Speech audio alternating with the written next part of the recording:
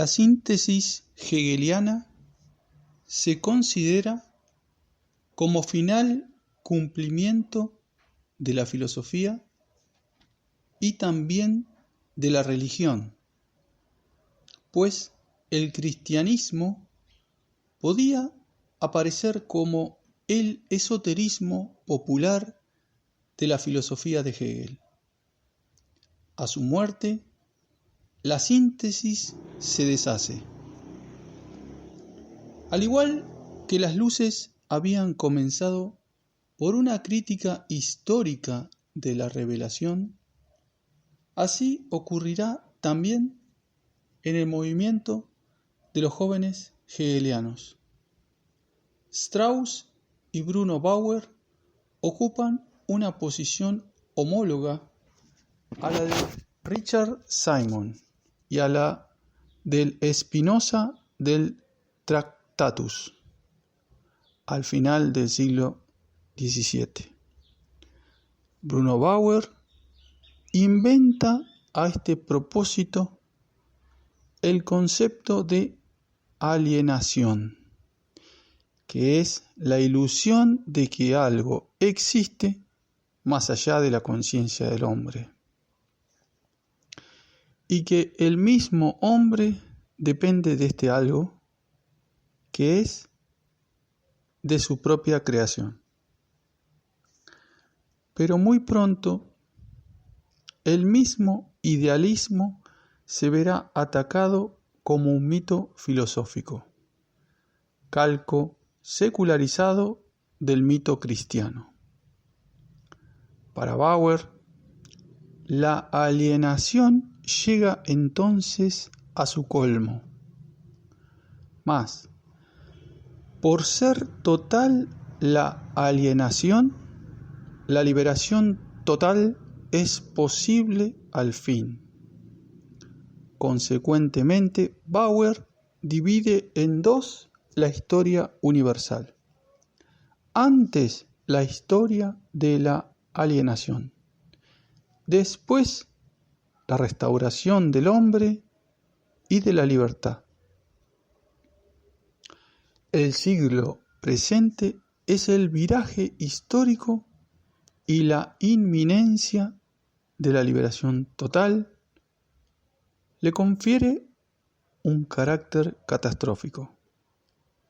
La catástrofe, escribe a Marx, será terrible, necesariamente gigantesca, mayor y más monstruosa que la que acompañó a la entrada del cristianismo en el mundo. Paulatinamente se observa que la catástrofe no acaecerá solamente en el reino de la metafísica. Es necesario superar el mito idealista para alcanzar la realidad, que es social y política. La acción debe hacer corresponder la realidad imperfecta con la realidad eterna de la filosofía. La razón absoluta había llegado con Hegel a la comprensión total de la realidad. Por un vuelco dialéctico, la realidad debe convertirse en el perfeccionamiento de la razón. La filosofía se vuelve praxis. Pero, ¿por qué detenerse en la filosofía de la acción? La biología del espíritu no es, de hecho, sino la historia de los hombres materiales, por reflejar sobre ellos su alienación material. Feuerbach se sale, pues, de la filosofía. Solo existe la materia, y los hombres se inventan los mitos religiosos para darse imaginativamente lo que no pueden lograr en lo real. La ciencia permite abolir la alienación. Llegado a este punto, el idealismo alemán termina su pirueta y retorna a las posiciones del pensamiento francés prerrevolucionario: la antirreligión, el materialismo, el utilitarismo. Además, está capacitado para integrar el historicismo hegeliano, y con ventaja, porque en la estructuración materialista del idealismo, esa integración se hace por sí sola. La visión romántica de la historia, la historiosofía, se muda espontáneamente en la política. El tiempo, escribe Ruge, es político. Nos hallamos en los años que preceden a 1848. El pensamiento alemán se escapa del ámbito controlado de la universidad para difundirse en espesas revistas. En París, Heine, Ruge, Bauer, Marx, toda una joven inteligencia se politiza al contacto con los medios republicanos y socialistas de la monarquía de Julio. Todo está listo para la nueva síntesis marxista. Marx ha pasado por las mismas etapas que sus amigos. También él ha llegado a un humanismo concreto, histórico y ahora político, pero les aventaja en un punto. La alienación del hombre no está en la religión ni en el Estado, sino en el trabajo. Por tanto, Marx añade a la historiosofía hegeliana la dimensión económica, que no había pasado inadvertida al maestro de Jena, pero que Marx pone en el centro. Así pues, el extraordinario hallazgo de Marx está en volver a pensar sobre el antiguo espíritu del jacobinismo a la luz de la filosofía alemana. Propone, pues, una nueva y definitiva revolución francesa, pero ensanchada por Hegel a las dimensiones del cosmos y, finalmente, anclada por Ricardo en el tufo económico y social.